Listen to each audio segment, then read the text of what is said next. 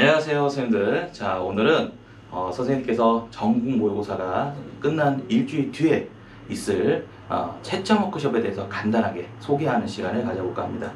매년 전국 모의고사가 진행이 되고 채점을 진행을 했는데 사실 채점 과정에서 이루어지는 여러 가지 일들이 있거든요. 그 과정에 대한 부분이 조금 경시되는 것 같아서 올해부터는 제가 전국 모의고사의 응시생분들도 그 채점 워크숍에 직접 참여하실 수 있는 기회를 드릴까 합니다. 실제로 많은 분들이 이 채점 과정보다는 이 출제된 문제에 대해서 내가 그 문제를 왜 틀렸을까, 내가 그 문제에 대해서 어떻게 접근했을까를 대부분 채점 기준표나 출제자가 제시해준 예시 답안을 보면서 판단하시는데, 생각보다 채점을 진행해보면 예시 답안이나 채점 기준표처럼 쓴 선생님들이 많이 계시진 않아요.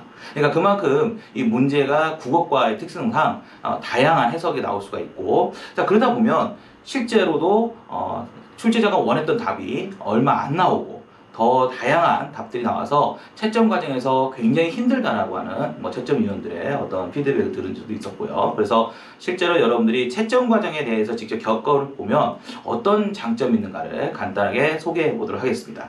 첫 번째, 우리가 이제 보통 채점을 들어가 보면 다른 사람의 답안지를 채점해야 됩니다. 그러면 우리가 돌려읽기의 상호평가의 장점이기도 한데, 평가자는 반드시 해당 문항이나 평가 기준에 대해서 미리 사전 숙지를 해야 됩니다. 이 말인 즉슨 한 일주일 정도의 시간을 갭을 두고 채점에 참여하는 과정에서 그 일주일 동안 해설 강의도 듣고 채점 기준표라든지 예시 답안을 보면서 우리 선생님들께서 상당한 문제에 대한 이해도가 성장하게 됩니다. 그 과정에서 채점을 하기 때문에 자신이 실제 응시했던 시절과 그 다음에 시간과 그 다음에 채점하는 시간에서의 그 갭이, 그 차이가 실제로 굉장히 자기를 객관화시키면서 성장하는 시기로 가져옵니다. 그래서 사실은 상호평가에서 가장 주된 의의가 피평가자는 객관적인 평가를 받을 수 있지만 평가자에게는 학습의 효과가 있다, 성장의 기회를 마련한다라는 연구 결과도 있습니다.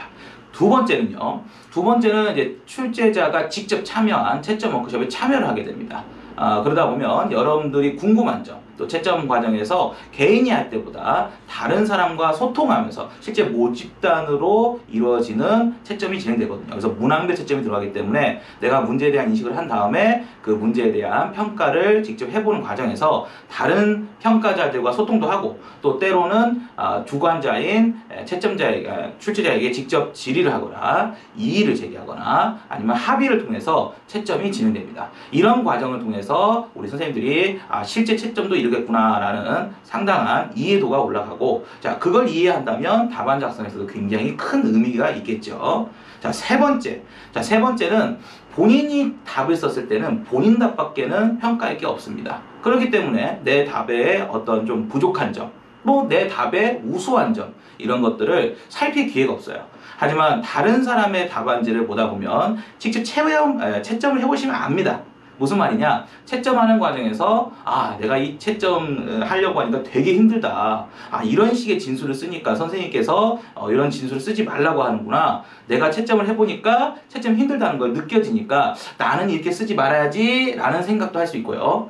또 우수한 답안을 또 채점하다 보면 이렇게 쓸 수도 있구나, 이렇게 쓰면은 진짜 평가자가 좋아하겠는데 이렇게 써야겠다 라고 하는 롤모델이 제시되기도 합니다.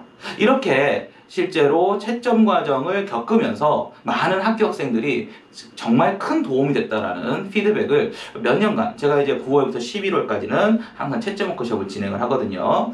그래서 우리 선생님들께서 채점에 직접 참여하는 것이 다른 사람에게 채점 결과를 그냥 받고 수동적으로 받고 피드백을 받는, 그러니까 대부분의 어떤 채점을 일방적으로 받다 보면 내가 이 점수가 왜 나왔는지, 그리고 나는 뭐가 문제인지, 어떤 부분이 독자로서의 채점자가 불만이었는지, 이런 것들을 느낄 수가 없어요. 그러다 보니까 선생님들께서 스캔을 떠가지고 저한테 보내시고 피드백을 좀 요구하기도 하고 상담을 요청하기도 하시는데, 사실은 그게 한계가 있다는 거죠.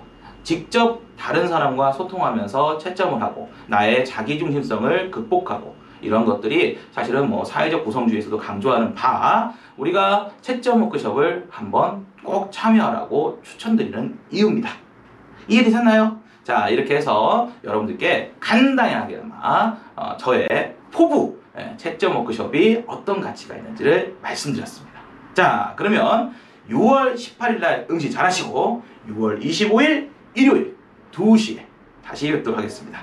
여러분 힘내십시오. 파이팅!